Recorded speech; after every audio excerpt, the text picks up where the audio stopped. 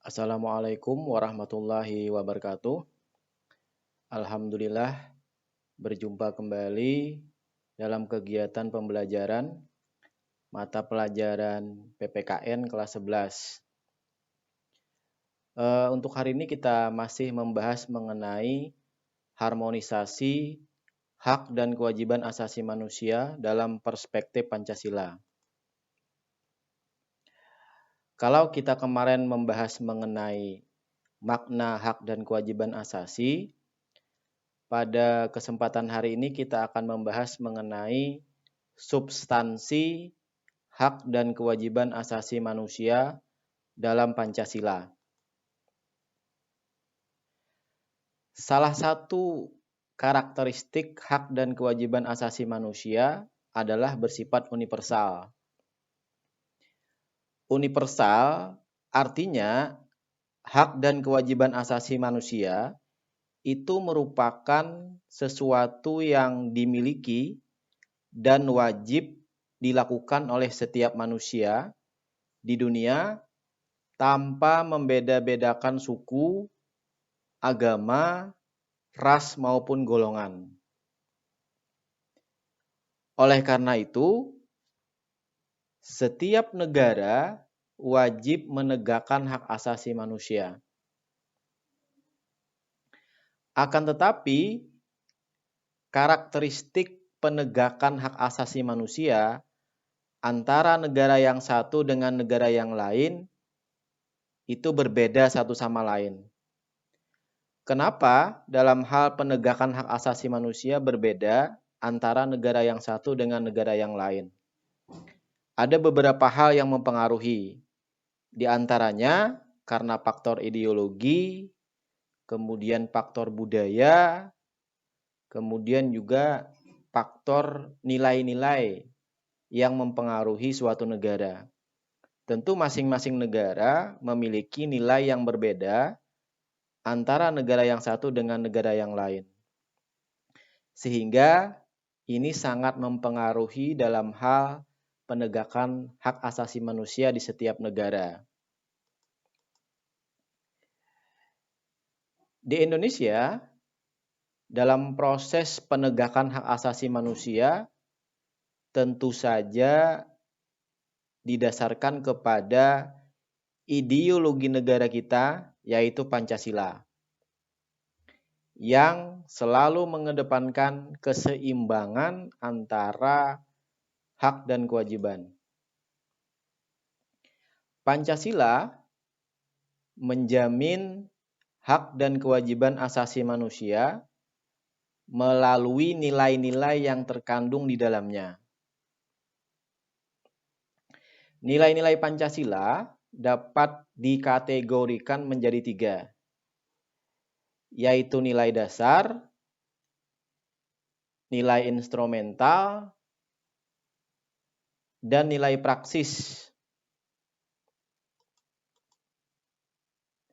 Kita mulai dari hak dan kewajiban asasi manusia dalam nilai dasar.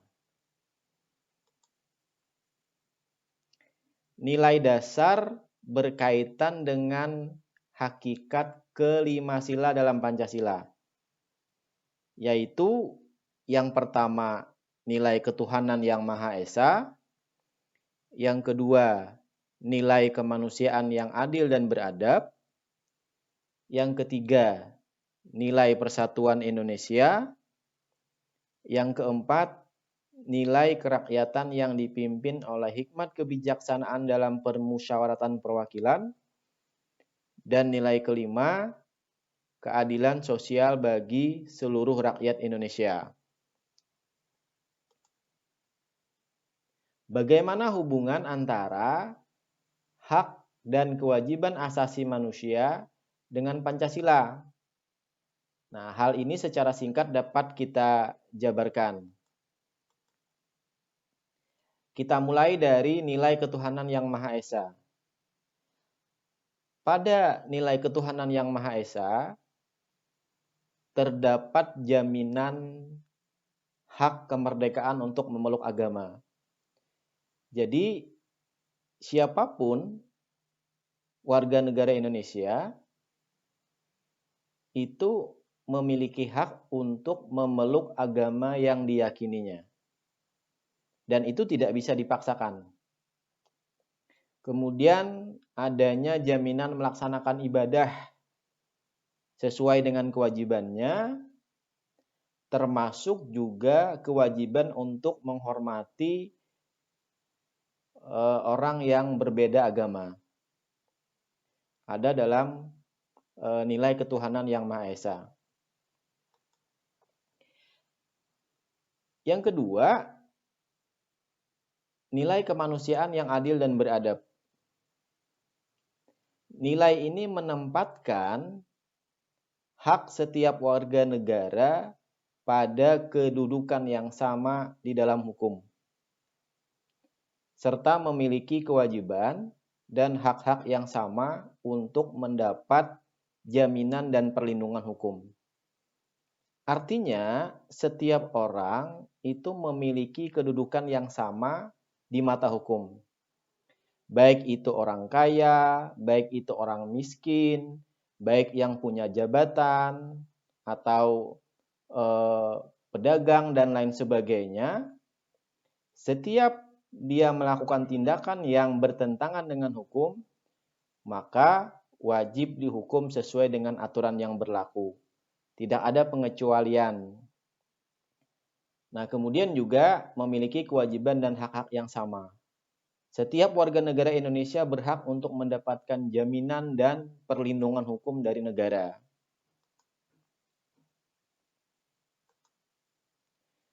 Berikutnya, nilai persatuan Indonesia.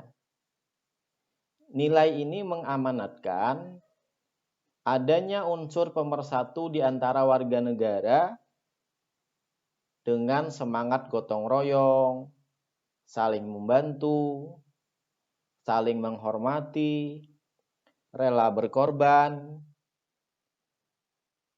dan menempatkan kepentingan bangsa dan kepentingan negara di atas kepentingan pribadi dan golongan. Tentu ini sesuai dengan prinsip hak asasi manusia, di mana hendaknya sesama manusia itu saling bergaul, saling berhubungan, kemudian saling membantu satu sama lain. Dengan adanya semangat gotong royong, saling membantu, saling menghormati, rela berkorban gitu ya, maka persatuan kita akan tetap terjaga.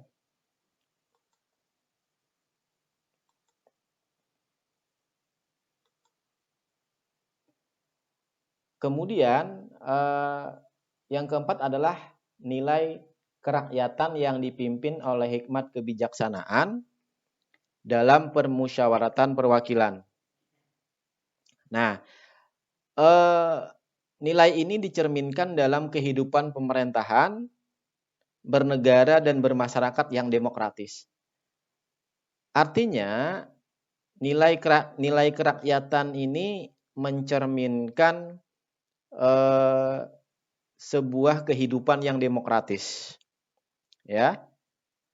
Menghargai hak setiap warga negara untuk bermusyawarah mufakat yang dilakukan tanpa adanya tekanan, paksaan, ataupun intervensi yang membelenggu hak-hak partisipasi masyarakat.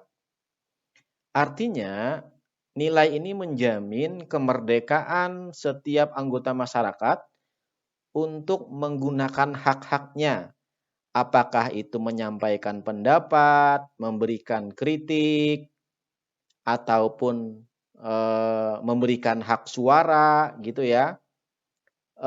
Semuanya tidak ada paksaan, tidak ada tekanan. Semuanya bebas sesuai dengan prinsip demokrasi.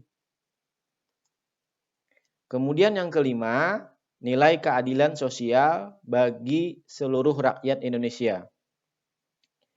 Mengakui hak milik perorangan dan dilindungi pemanfaatannya oleh negara serta memberi kesempatan sebesar-besar pada masyarakat. Nah,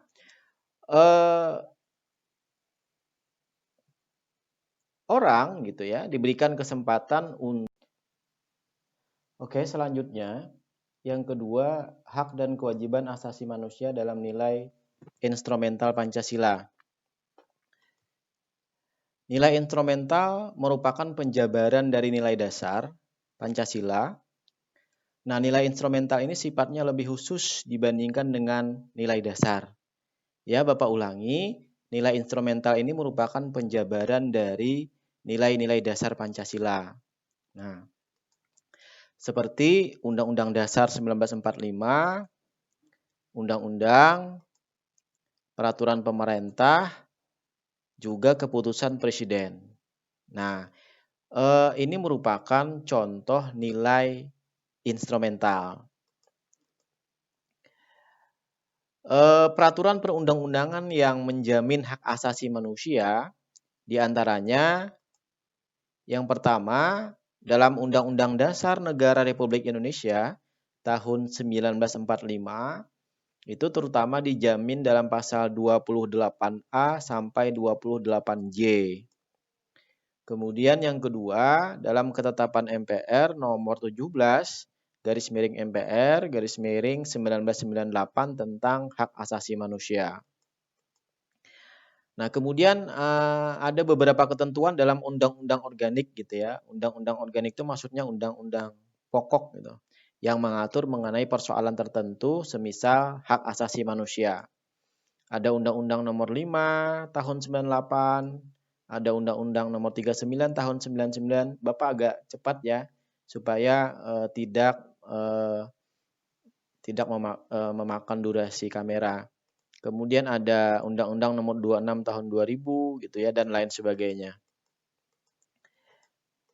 Lalu ada ketentuan dalam peraturan pemerintah, termasuk juga peraturan pemerintah pengganti undang-undang atau Perpu gitu ya. Misalnya Perpu nomor 1 tahun 99 tentang pengadilan HAM. Nah, ada juga ketentuan yang dimuat dalam peraturan pemerintah yang mengatur mengenai HAM. Misalnya peraturan pemerintah nomor 2 tahun 2002 gitu ya. Peraturan pemerintah nomor 3 tahun 2002. Oke, dan seterusnya. Ada juga nilai instrumental ini yang dimuat dalam keputusan presiden atau Kepres. Ya, ada Kepres nomor 50 tahun 93, ada Kepres nomor 83 tahun 98 gitu ya. Lalu ada Kepres nomor 31 tahun 2001. Ada banyak sekali ya Kepres yang mengatur mengenai hak asasi manusia ini.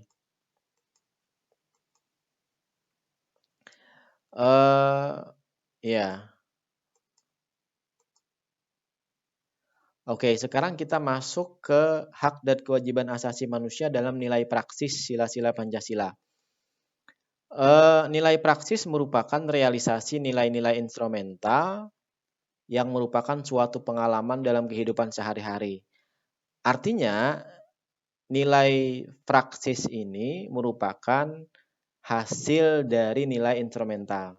Ya, misalnya pada saat masyarakat mematuhi aturan yang berlaku gitu ya, saling menghormati, tidak menyakiti orang lain gitu ya.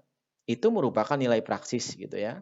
Jadi perilaku masyarakat yang patuh terhadap aturan yang berlaku itu adalah nilai praksis sebagai realisasi dari nilai instrumental. Nah, nilai praksis Pancasila ini senantiasa berkembang dan selalu dapat menyesuaikan dengan perubahan zaman gitu ya. Kenapa bisa? Karena memang Pancasila adalah ideologi yang sifatnya terbuka. Terbuka artinya Pancasila itu senantiasa mampu menyesuaikan diri dengan perkembangan zaman. Oke, hak asasi manusia dalam nilai praksis Pancasila dapat terwujud apabila nilai dasar dan nilai instrumental Pancasila itu dapat dilaksanakan dalam kehidupan sehari-hari. Gitu ya. Jadi nilai praksis itu dapat terlaksana apabila nilai dasar dan nilai instrumental itu dilaksanakan gitu ya dalam kehidupan sehari-hari. Nah, misalnya ini dapat terlihat dari sikap positif yang ditunjukkan oleh warga negara dalam kehidupan sehari-hari. Nah, apa saja contoh sikap positif itu? Nah, misalnya terkait dengan sila ketuhanan yang Maha Esa misalnya. Contoh misalnya saling menghormati kebebasan beribadah sesuai dengan agama dan kepercayaannya. Nah, saling menghormati kebebasan beribadah sesuai agama dan kepercayaannya ini merupakan contoh nilai praksis, gitu ya, yang merupakan penjabaran dari nilai dasar dan nilai instrumental.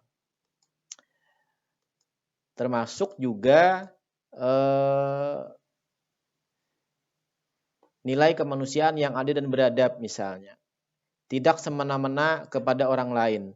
Tidak semena-mena kepada orang lain ini merupakan nilai praksis yang merupakan penjabaran dari nilai dasar dan nilai instrumental. Nah, lalu ada nilai persatuan Indonesia misalnya, gitu ya. Di antaranya rela berkorban untuk kepentingan bangsa dan negara, cinta tanah air dan bangsa. Sikap-sikap ini merupakan sikap yang menunjukkan adanya nilai praksis, gitu ya. Nah, yang dijabarkan dari nilai dasar dan nilai instrumental.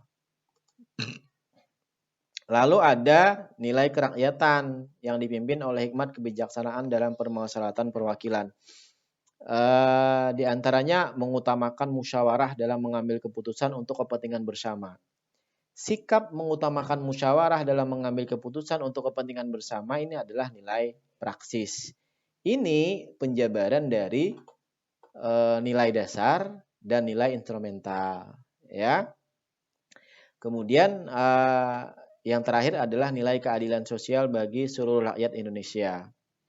Nah, di antaranya menjaga keseimbangan antara hak dan kewajiban. Ini penting gitu ya. Jadi kita tidak hanya memperjuangkan hak saja, tetapi juga harus melaksanakan kewajiban. Menghormati hak-hak orang lain gitu ya. Itu juga termasuk contoh sikap positif yang merupakan contoh nilai praksis gitu ya, yang dijabarkan dari nilai dasar dan nilai instrumental. Baik, itu yang mungkin bisa Bapak jelaskan gitu ya. Terima kasih atas perhatiannya. Semoga apa yang disampaikan bermanfaat gitu ya. Kita sambung lagi di video berikutnya. Oke, Assalamualaikum warahmatullahi wabarakatuh.